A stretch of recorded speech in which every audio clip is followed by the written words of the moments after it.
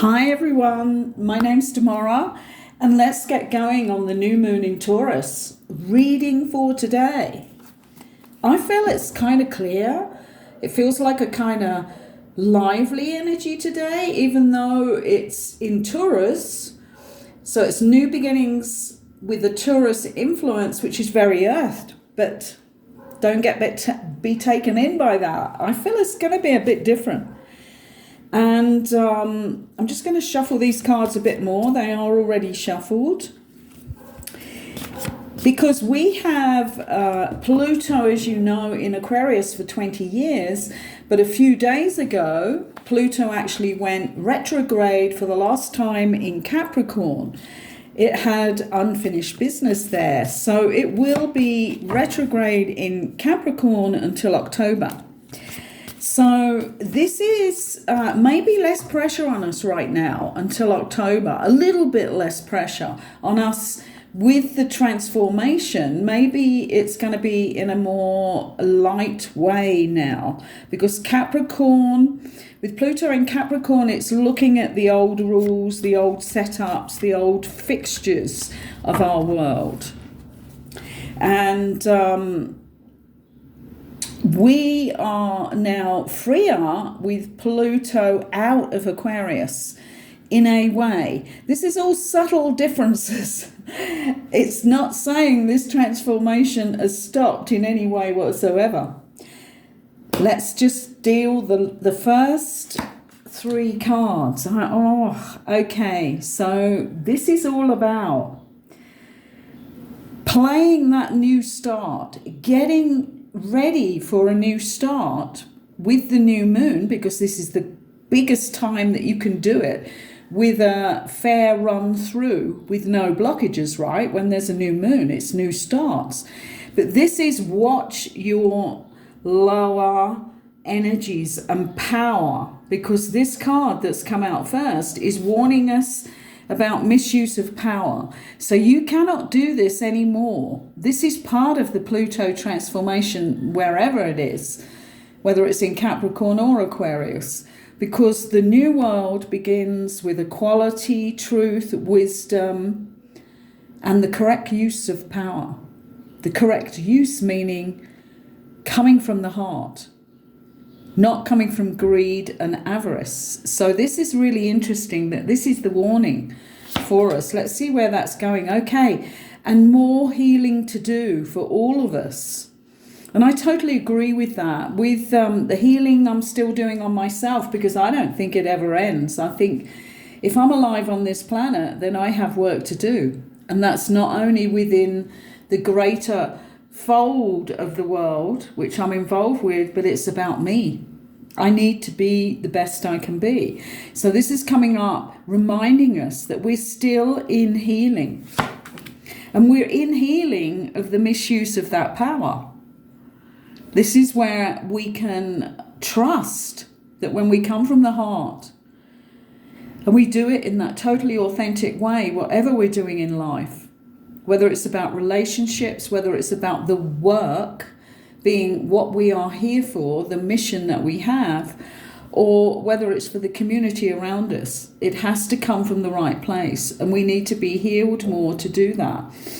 There's an anger card come up here. So I think for people, there's a lot of people whose lives are changing drastically, and I think there is still a residue of anger for a lot of these people who have really just taken the first forward steps into a new way of living, and they have anger at what they're letting go of.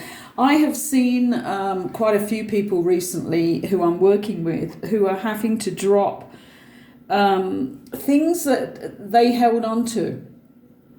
And the first step in any of that letting go comes with anger. Think about when somebody dies and passes over to the other dimensions again. One of the first things for people is anger at the person going, and yet that person is transitioning into a new dimension, and it is perfect for them. So this is a really big change for people when people pass over, and anger can be the first reaction, which we then have to get beneath that to see what the real feeling is. that is pushing us into anger, because there's always something below that anger. I'm going to carry on here. This is a real reminder that when we have new beginnings, there's a wonderful magic and mystery about it. So when we can get beyond, the anger at things changing and the loss of our lower power, what we get a glance of and a sniff of in the new energy is the true magic. And magic has a different smell. Magic has a different vibe. The card in the middle, I'm not surprised at this. This is the death and rebirth. This is putting it all into the cauldron and bringing it out new. And all of these cards that led up to that are about us changing our ways and healing ourselves. So, oh my goodness. So right under the misuse of power card, with the devil's horns there, sort of, in the woman using her sexuality, which is showing us the misuse of power. We have another card of misuse of power too, of this having to go now. And this is the shadow side of Lilith. And all women who have worked on themselves will have had a look at this in themselves. And men. We don't call it Lilith with men, but it's there in men as well. And this is the shadow side, where when we don't trust our true power and our hearts, we pull on the manipulative control part of ourselves. This is interesting that it's, and I was just going to say that it's coming up with all our negatives, but now, as I was speaking those words, we have the shapeshifter card. So this is all good. Let me just shift this camera here to show you more of the cards. I don't know whether we're doing that. But the shapeshifter card here, and the one before that, let me just show you, that one is Lilith. This is Lilith, who has to manipulate to get what she wants, because she's never healed herself and gone into her true power. But so the first 6 cards here are about our healing and putting it in the pot and coming out different for this new beginning. Remember, this is the Taurus new moon reading, and it's about shape-shifting. And Taurus, being a earth card, needs to lift up. I mean, we need to lift those energies of the Taurus because it's very earthed. And it's very much to do quite often with Taurians about finances. And this is not where our priorities lie. Our priorities lie not in finances, but in resources. And the resources of the world and the resources of us. Because actually they are beyond finances. So this is the shape-shifting card here. And I love this. Here we go. This is the change. So only by shape-shifting the negative shadow sides and putting it in the pot to come out different, and not with Lilith in charge, not with the shadow in charge. Let's put it that way, because Lilith, I can't remember what the male shadow side's got to be to do with Satan and the devil, I think. But Lilith is the one that comes up for the woman. And shape-shifting and change. Look at this, the goddess of change calling us now. Because when we've purified enough, we can start moving fast. And there we have it. Love this reading. It's so clear and so easy to understand. This is the centering, Tara. This is us in our best position within our physical temple that we have to carry out this mission on earth. But we can't get it that centered unless we have put this misuse of power. This card here is in the diagonal going across, right? So this is the misuse of power here. We have to use it in the right way. We have to heal our anger. We have to then entice in the mystery of the true magic, the higher energies, by putting it all in the cauldron and coming out different. So when you're looking at a new beginning here, first of all, do some more clearing on your shadow. There are all different aspects of that healing that needs to be done. And we start with the real misuse of power always, because that's sometimes we can see for ourselves. And the card that's watching over this is all the challenge, isn't it? This is the challenge. I'm just going to go and open the door. I can't believe this is happening again.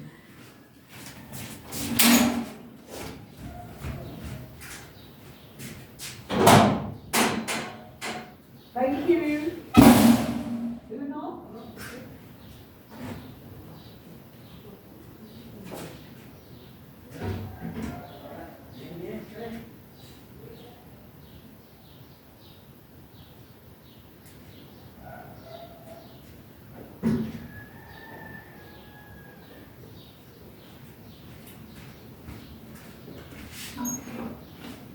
Buenos días. Thank you.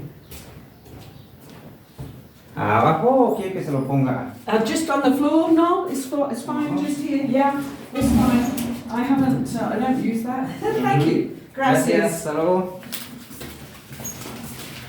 Thank you very much. Buen día. Buenos días.